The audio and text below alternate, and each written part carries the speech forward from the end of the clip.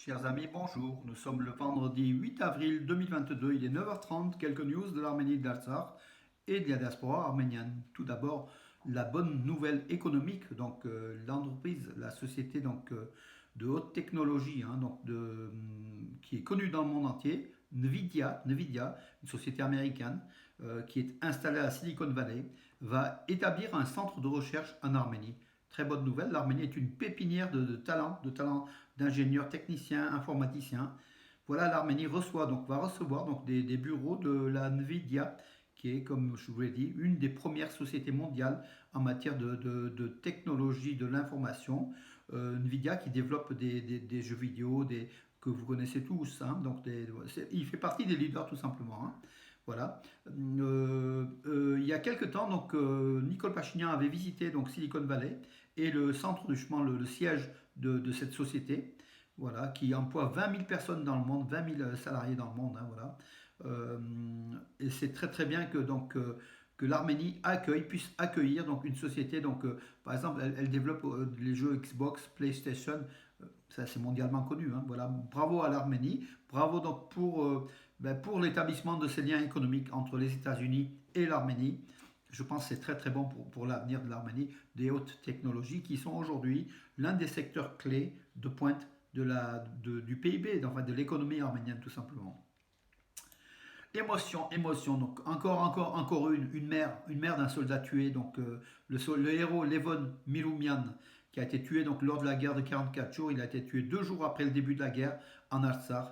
Le héros, ils sont originaires de Goris. Sa maman a donné naissance à un fils, qui est né hier 7 avril. Voilà, c'est la municipalité de Goris qui a publié. Levon Miloumian avait été tué à Gibraël en Artsakh. C'était le 2 octobre 2020, donc 5 jours après le début de l'attaque de l'Azerbaïdjan. Voilà, sa famille a été complétée par un fils, voilà, qui ne remplacera jamais, mais qui au moins consolera cette famille arménienne. Donc c'est pas la première, comme je vous l'ai dit. Donc on avait plusieurs naissances. Donc après que le soldat arménien fut tué, donc la mère a donné naissance à un fils ou une fille, et surtout des fils, hein, d'ailleurs. Hein. C'est extraordinaire, mais c'est comme ça. Voilà, mes amis, une bonne chose. Les mines antipersonnelles, hein, dans la partie occupée de l'Artsakh, occupée depuis la guerre de 44 jours, ont fait chez les Azéris 37 morts, 160 blessés, donc depuis leur occupation, voilà, en novembre 2020. Et ces mines continuent à tuer, hein, donc chaque semaine il y a des faits, des mines. Pourtant, l'Arménie a fourni des cartes des mines, mais selon Bakou, la précision de ces cartes n'est pas toujours extraordinaire, elle est juste à 25%. Hier, le ministère arménien de la Défense a récusé l'accusation de Bakou d'attaque de tir depuis le nord-est de l'Arménie, donc la région de Tabouche, sur des positions azéries. Erevan a affirmé que tout ça ce sont des allégations de Bakou, que Bakou, l'Azerbaïdjan est coutumière, hein, du fait. À chaque fois, c'est de la désinformation. Ce sont les Azéris qui tirent sur les soldats arméniens et le communiqué dit l'inverse. Donc à chaque fois, l'armée arménienne rectifie le tir. Une très bonne nouvelle aussi pour l'Arménie, pour la démographie de l'Arménie. Le gouvernement d'Arménie a lancé un programme de soutien sans précédent pour encourager les naissances du troisième enfant dans les familles. Ben écoutez, depuis le premier trimestre, chaque naissance du troisième enfant dans une famille arménienne, pendant 6 ans, cette famille recevra 50 000 drams, à peu près 100 dollars, hein, pendant 6 ans. Donc c'est quand même extraordinaire la durée. Ce qui va encourager la naissance du troisième enfant qui manquait, hein, en fait. Hein. Le troisième enfant fait la différence en matière démographique. On en a besoin tant pour compléter les rangs de l'armée d'ici quelques années, tant pour l'économie, hein, de l'Arménie. Voilà, la natalité doit repartir et le gouvernement arménien va encourager justement la naissance du troisième enfant qui est important. Troisième et même au-delà. Après, il y a aussi d'autres aides, hein, après le quatrième, cinquième. En tout cas, si chaque famille a 3 enfants arméniens, c'est déjà très très bien.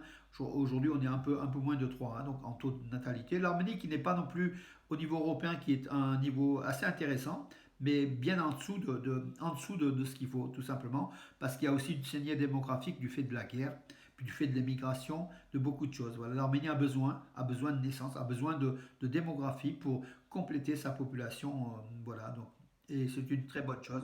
Il faut par contre financer, donc il faut aider l'Arménie aussi à financer je pense, durant 6 ans la naissance du troisième enfant. Alors, est-ce que j'ai fait... Oui, bien sûr, l'Europe, Moscou, Washington ont salué les entretiens entre Aliyev et Pachinian. Donc, ces entités affirment que c'est une avancée dans la paix entre les deux pays, l'Arménie et l'Azerbaïdjan. On souhaite, nous, la paix, mais la paix, une paix équitable, donc sans violation frontalière, sans grignotage frontalier, une paix que l'intégrité territoriale de l'Arménie soit respectée. Également l'Artsakh, avec un statut de l'Artsakh qu'on attend, et l'OSCE devrait bouger, ça bouge moyennement, voilà, il faut le dire, mais Pachinian et le gouvernement arménien, le ministre des Affaires étrangères d'Arménie, Arat Mirzoyan, font tout pour faire bouger l'OSCE, donc aussi, c'est aussi la demande de la Russie, hein, donc voilà. Mais la guerre de l'Ukraine complique un petit peu, je pense, au niveau russe, les données, mais les soldats russes sont toujours présents, tant en Arménie qu'en Artsakh.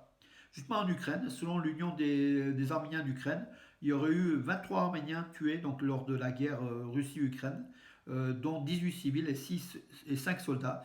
5 soldats donc arméniens, sans doute dans les rangs de l'armée ukrainienne. Mais il faut voir en face, parmi les milliers de victimes russes, il y a aussi des Arméniens, puisque les Arméniens sont au nombre de 3 millions en Russie, et beaucoup sont naturalisés russes, donc font l'armée avec l'armée russe. Voilà, il y a du côté russe, il y a aussi des Arméniens qui ont été certainement tués. On ne connaît pas les chiffres, on les connaîtra après la guerre ou quand il faudra. Voilà mes amis, écoutez, oui, on finira. Oui, hier soir, bravo à Gilbert